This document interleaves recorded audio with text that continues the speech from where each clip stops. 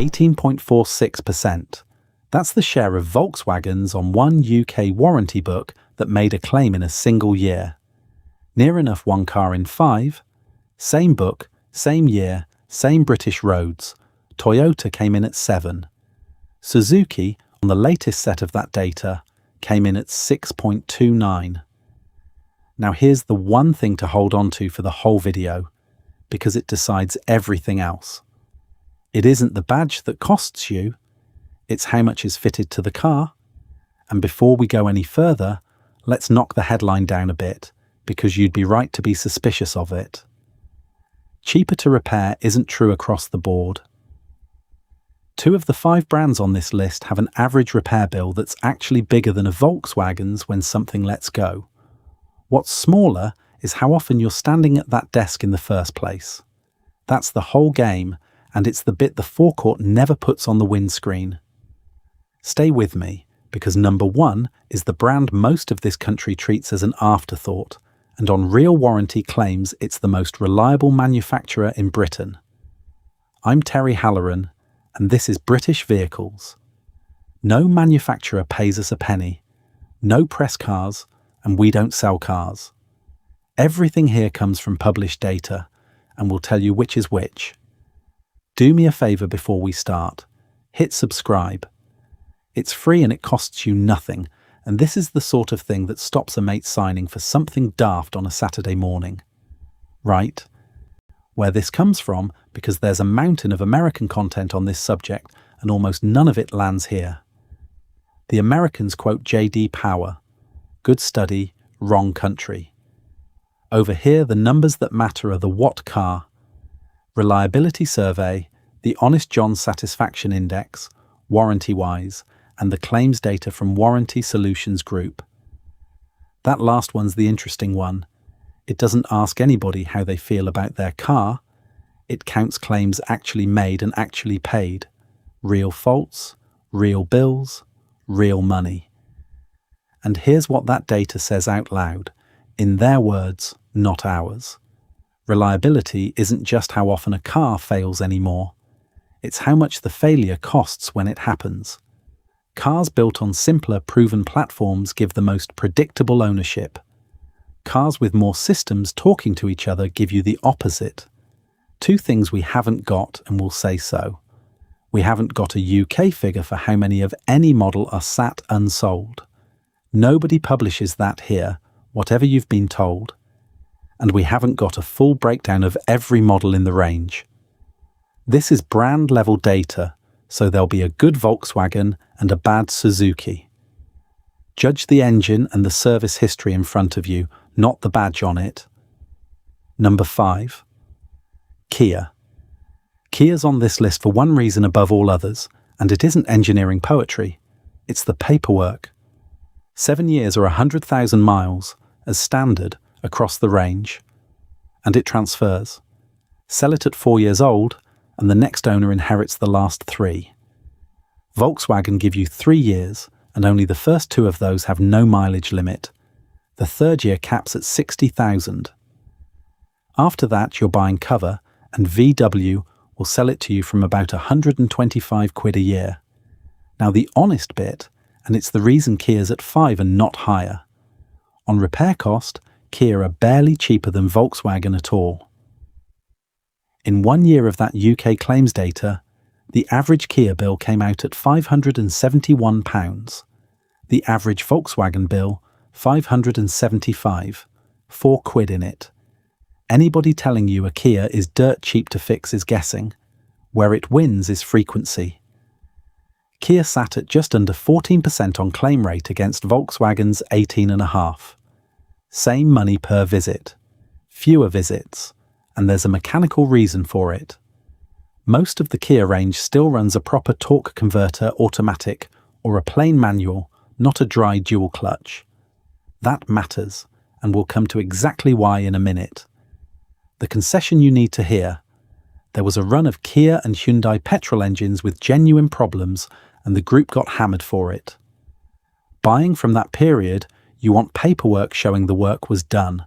No paperwork, walk away. Verdict on Kia: You're not buying a cheaper repair. You're buying somebody else's promise to pay for it for 7 years. That's the rule. First version.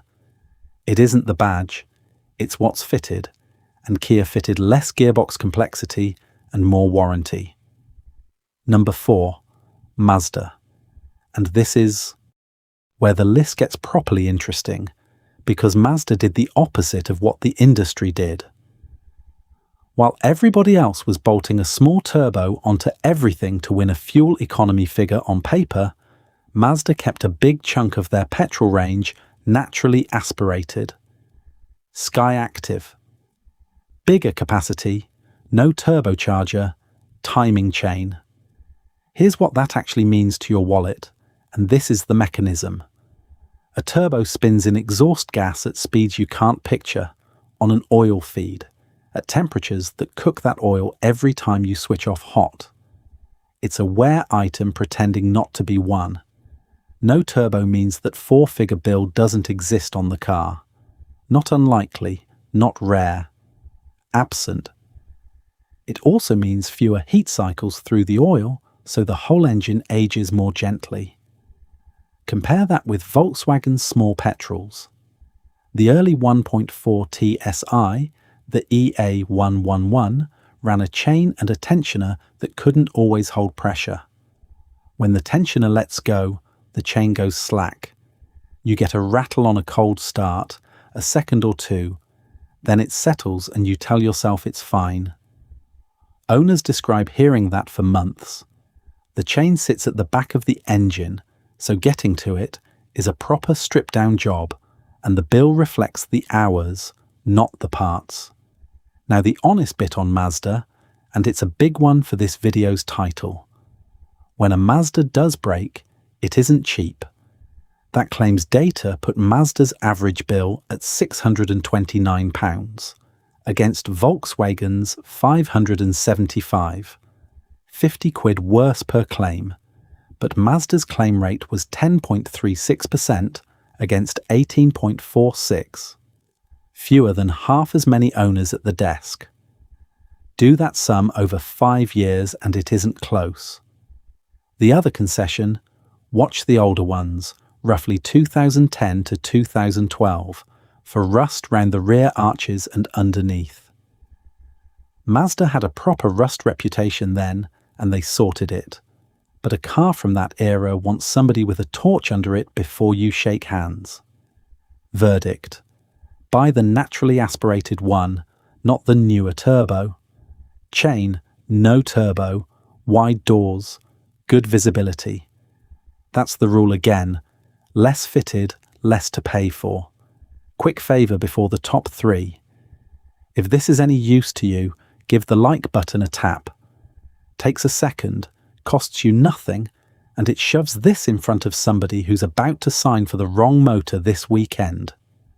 Cheers. Number 3. Honda. Honda beat Volkswagen on both halves of the sum, and that's rare. Just under 10% claim rate against 18.5%, and an average bill of £489 against £575. Less often, and less when it happens. The engineering reason is the K-Series petrol, and it's one of the great pieces of engineering of the last 30 years. Naturally aspirated, timing chain, no turbo, no clever high-pressure fuel system waiting to carbon up. And that's chain, not belt. If anybody tries to sell you a Campbell job on a K-Series, they're having you over. Here's the mechanism that matters on any chain engine, Honda or Volkswagen. A chain runs in the oil. That's the whole design, and it's why a chain should outlast a belt. When one fails early, it's almost never the chain. It's the oil, thin, old or low. Short journeys dilute it with fuel. Long intervals age it. The guides wear, the tensioner gives up, and you've got a rattle on the first cold start of the day. Honda got away with it because there's no turbo cooking that oil. Volkswagen's early TSI didn't. The honest bit, and it's why Honda's at 3 and not 1. Parts can sting when it does go wrong, and the dealer network smaller than it was, Honda shut Swindon in 2021, and it hasn't got bigger since.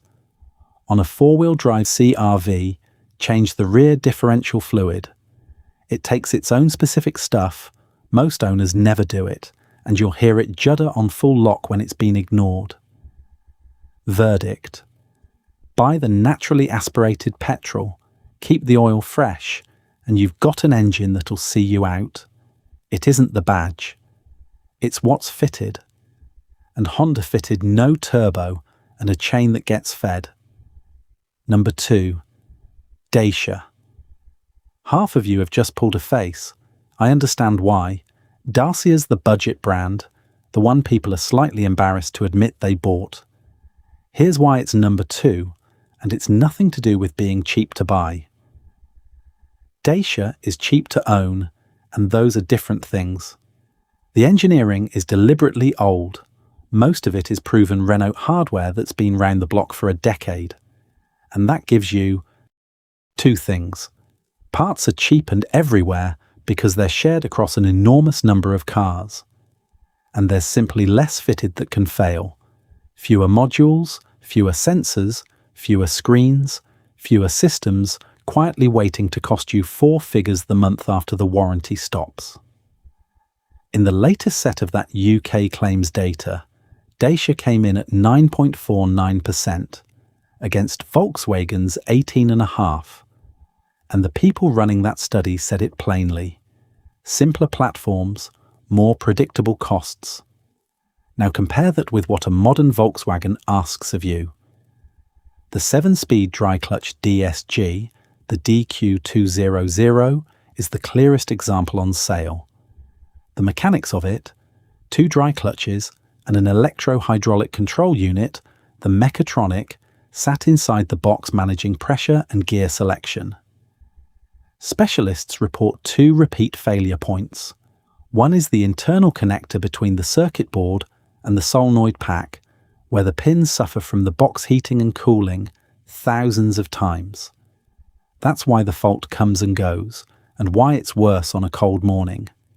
The other is the pressure accumulator, which holds hydraulic pressure for the clutch forks. When that degrades, you get shudder and hesitation pulling away. The symptom you'd recognize: a judder between first and second at low speed, the gearbox light or a flashing display, sometimes a refusal to engage drive at all, intermittent at first. And the money. A main dealer replacing the unit is quoted in the UK at anywhere from £1,400 to £2,500 fitted. A specialist repairing the unit you've already got, £250 to £600. Same fault. That's not a small difference, and nobody at the main dealer counter is paid to mention it. The honest bit on Dacia. They are basic, and the driving position doesn't suit everybody. If you've got a bad back or bad hips, sit in one properly before you commit. The seat wants to meet you at hip height, not make you climb or drop. Try it, don't assume. And Dacia won't hand you their extended cover if you've missed services. Theirs runs to 7 years or 75,000 miles, but only if it's serviced on time every time. Verdict: you're not buying a worse car, you're buying a car with less on it to break. That's the rule, hardest version. Right? Number 1, if you've stuck with me this far, do me a favour and subscribe before I say it, because this is the one nobody sees coming. Number 1, Suzuki. Not a joke and not a hot take. This is the data. Warranty Solutions Group looked at claims made across 29 manufacturers over a year on their own policies. Not opinions, not a survey, claims. Suzuki came out top of the entire British market with a claim rate of 6.29%. Toyota, second at 7.09%. Volkswagen, on the same organisation's figures a year earlier, 18.46%. Read that again. Roughly 1 Suzuki owner in 16 made a claim. Roughly 1 Volkswagen owner in 5. And the mechanism is dull, which is exactly why it works. Suzuki builds small, light, simple cars. Modest engines, chains on a lot of them, not much fitted that can fail. Light matters more than people think. Less weight going through the suspension, smaller brakes doing less work, less strain through the gearbox, and parts priced sensibly because the car isn't pretending to be premium. Every bit of that shows up as a bill you didn't get. Then there's the cover, and this is the part that ought to end the argument. Suzuki start with 3 years or 60,000 miles, same as Volkswagen. But every time it's serviced at a Suzuki dealer, another 12 months goes on, renewing service after service up to 10 years or 100,000 miles. And it transfers to the next owner. So, 10 years from the brand nobody brags about, against 3 from the brand everybody respects. The honest bit, because there always is one, and this one's real. They're not luxurious and they're not quiet. Road noise on an S-Cross is the weak point, and owners will tell you so themselves. The interiors are plain. And if you want a big 3-row family car, Suzuki don't really do one, so if that's your life, this brand is not your answer, and I'd rather say so now than sell you a countdown. Also read the small print on that 10 years. It only stays alive if you keep going back to a Suzuki dealer. That's not a warranty, it's a warranty and a leash, and the same is true of Toyota's and Dacia's versions. Whether it's worth it is your call, but go in knowing you've signed up for a decade of dealer visits.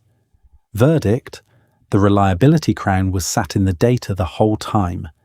It just didn't come with an advertising budget. It isn't the badge that costs you. It's how much is fitted to the car. And I'll say this carefully, because I'm not telling you there's a scheme. It's quieter and simpler than any conspiracy. 2 examples. The wet clutch DSG gearboxes have an oil service, typically around every 40,000 miles, and plenty of owners have never once been told. And on the later EA211 petrols, Volkswagen went back to a belt. A belt a lot of service schedules list no replacement interval for at all. Independent VAG specialists will tell you they change them anyway, because an interference engine and a belt nobody's ever inspected is a bad combination at year 12. Nobody hid either of those. There's just no profit in mentioning them, so the knowledge grew over, like a footpath nobody walks. The people who get caught out by it aren't daft, and they're not careless. They just trusted a service book to tell them everything, and a service book is a sales document as much as an engineering one. Quick run back. 5. Kia. Repair bills near enough identical to Volkswagen's, but 7 transferable years of somebody else paying them. 4. Mazda. A bigger bill when it happens, less than half as often, and no turbo to fail at all. 3. Honda. Beats Volkswagen on both halves of the sum. Chain not belt, and don't let anyone tell you otherwise.